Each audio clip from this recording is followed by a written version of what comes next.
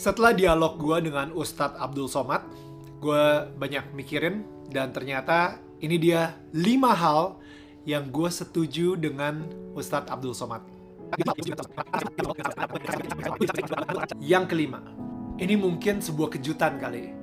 Ternyata gue juga setuju sama Uwas soal ini.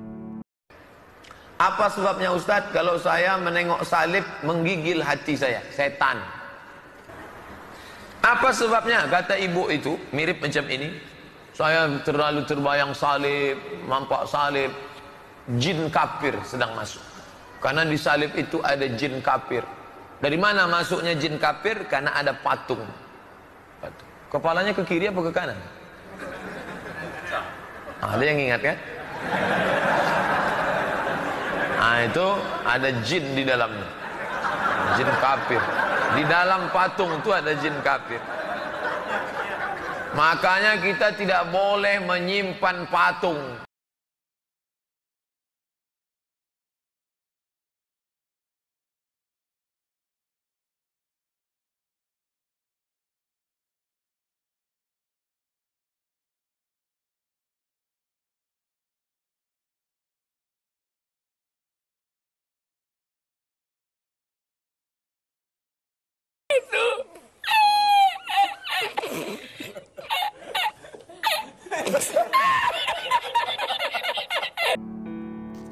Bahwa kalau gue mungkin sebutnya ada unclean spirit, oke, di patung. Ketika patung yang dibuat oleh manusia disembah. Wait. Sebelum lo mau komentar,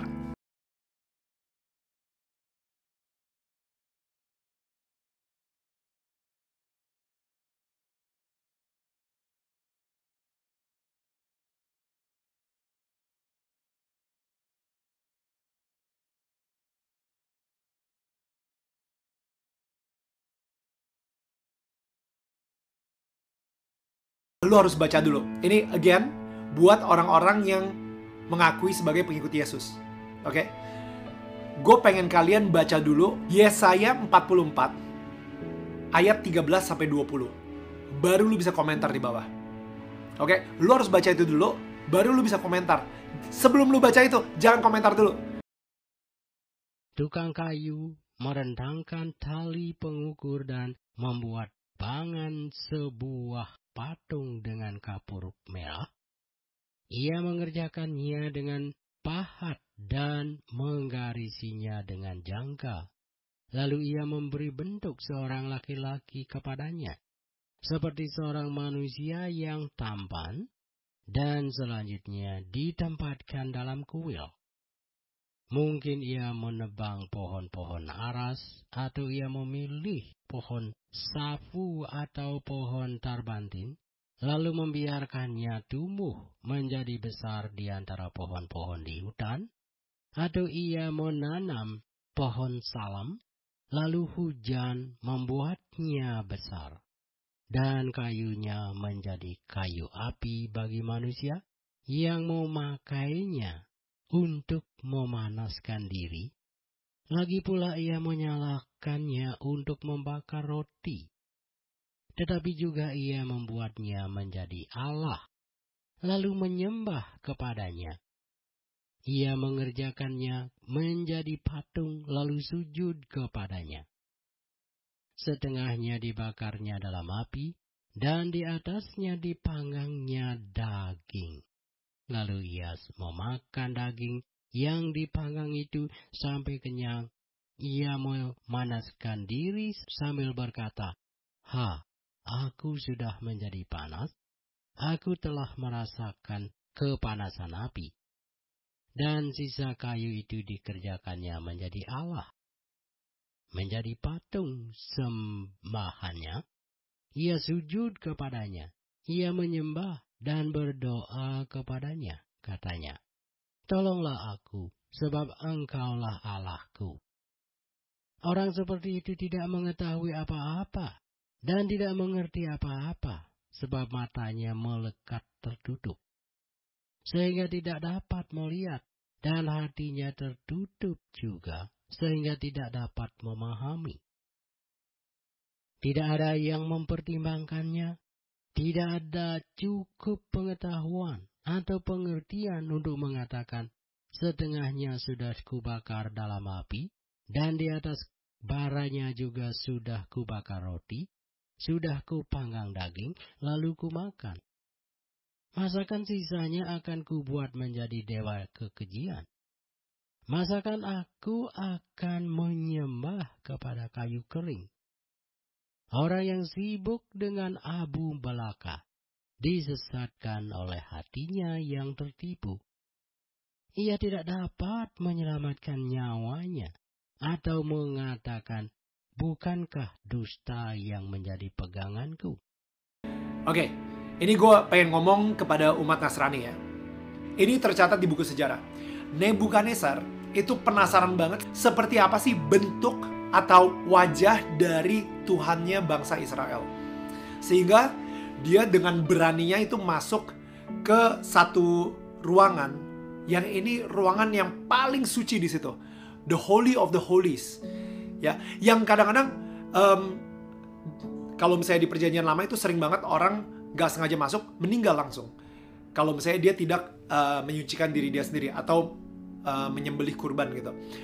Raja Nebukadnezar saat itu dengan sangat kurang ajar, dia masuk ke dalam ruangan tersebut, Holy of Holies. Apa yang dia lihat? Apa yang dia temukan? Tabernakel, di atasnya ada kayak malaikat cherubim.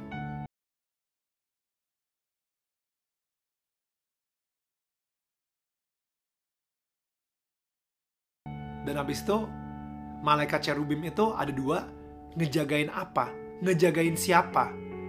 Dia ngelihat kiri kanan, mana bentuk muka atau bentuk tubuh Tuhannya bangsa Israel ini.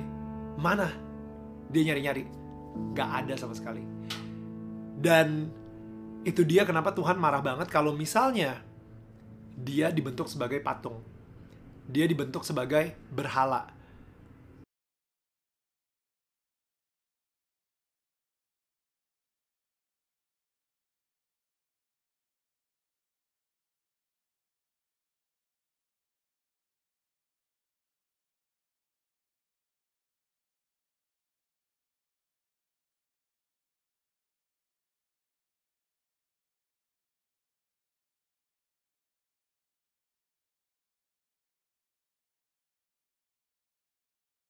Sekali lagi, coba baca Yesaya 44 ayat 13 sampai 20. Di situ Tuhan sendiri sampai bilang gitu kalau ini kayu yang lu gunakan untuk membuat patung yang cantik, yang indah, yang ganteng, dan patung yang sama lu gunakan buat masak, buat bakar kayu untuk menghangatkan badan lo.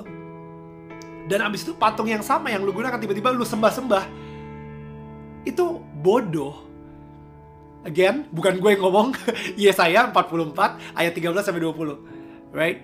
Jadi di situ gue setuju kalau misalnya ada unclean spirit di patung. Oke. Itu dia 5 hal yang gue setuju dengan UAS di pembicaraan kita. Kalau misalnya lu gak tahu apa yang gue lagi ngomongin, nonton di channel YouTube Daniel Mananta Network, nonton obrolan kita, dan kasih komentar juga ke kita ya. Tell me what you guys think.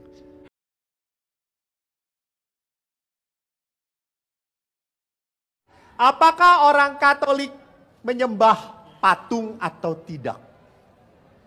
Tadi saya baru saja berbicara dengan satu pasang suami istri, calon pengantin, yang satu Katolik, yang satu bukan Katolik. Lalu pada saat saya tanya, nanti pada saat setelah pemberkatan akan doa mohon restu di depan Bunda Maria atau tidak? Yang laki-laki, yang Katolik, ya pastor. Yang tidak Katolik, rupanya dia tidak nyaman. Lalu saya jelaskan, siapa itu Bunda Maria? Mengapa kita memakai patung? Pertama, teman-teman, berbahagialah kita punya Bunda Maria. Orang Katolik tidak pernah berdoa kepada Bunda Maria. Salah. Lihat litani. Di dalam litani tidak pernah berkata, Santa Maria, kabulkanlah doa kami. Betul atau salah? Tidak, yang mengabulkan doa itu siapa? Tuhan. Kalau Santa Maria, apa jawabannya? Doakanlah kami, doakanlah kami.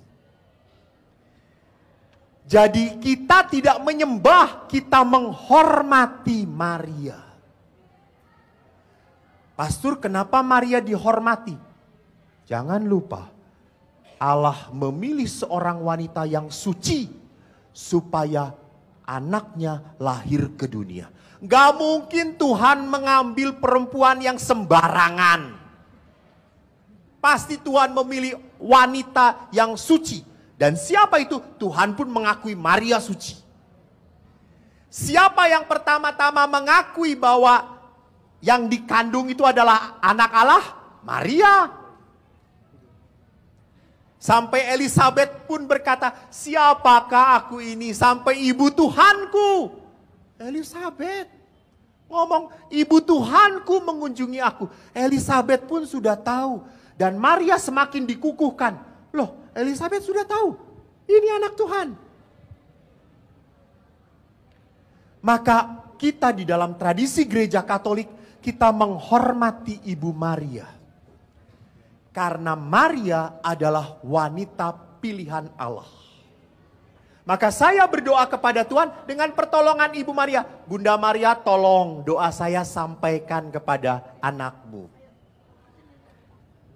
Jadi sama, rosario pun saya menyampaikan doa permohonan bersama Ibu Maria. Bu, kita berdoa sama-sama dengan anakmu ya Bu. Ini, saya bareng.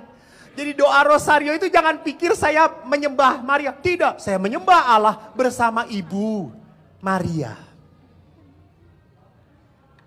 Terakhir tentang patung. Apakah kita menyembah patung? Tentu tidak. Karena ada orang Katolik yang berkata, Pastor, patung Maria saya teh kesenggol kucing. Pecah ininya udah nggak ada. Saya kalau berdoa tuh jadi aneh. Nah iya Maria. Marianya jadi horor gitu ya. Apa yang harus saya lakukan? Pastor, dah saya teh nggak tega atau ini sudah diberkatin. Teman-teman, Bapak Ibu, kalau Anda punya patung yang sudah patah, tidak layak lagi, saya tidak nyaman lagi untuk berdoa, apa yang harus kita lakukan? Boleh dibawa kepada pastor, tapi boleh juga Anda lakukan. Anda berdoa, hancurkan patung itu. Remuk. Ditutup pakai kain, hancurkan patung itu. Baru dipendam di tanah. Jangan bolong dibuang ke tempat sampah begitu saja. Itu tidak layak. Mengerti maksudnya? Ya. Jadi kenapa dengan patung? Teman-teman, gereja Katolik itu hebat. Kita doa memakai segala sarana. Lihat saja di dalam Ekaristi. Kita bisa melihat pastur berarak. Kita bisa mendengar nyanyian dibunyikan. Kita bisa menghirup dupa yang digoyangkan oleh mesdinar. Kita bisa melihat evangeliarium, salib, para petugas dan imam berarak. Ini lihat, semuanya diperlihatkan. Semuanya diaktifkan. Maka patung itu untuk apa? Sarana bagi saya supaya saya mudah berdoa. Jadi sarana pada saat saya berdoa, saya langsung ingat, oh saya sedang berhadapan dengan Tuhan. Yesus, Hati Kudus yang Maha Kudus. Mulai saya berdoa. Ingat, saya sudah ditinggal wafat oleh ibu saya. Satu saat saya rindu. Satu saat saya ingin ketemu. Saya kok ingin ngobrol. Apa yang saya lakukan? Saya ambil foto ibu saya. Saya ngomong, Bu, sudah di surga ya. Doakan ya aku ya. Aku masih di dunia. Jadi pastor berat. Apalagi jadi temannya Pastor Leo van Berden.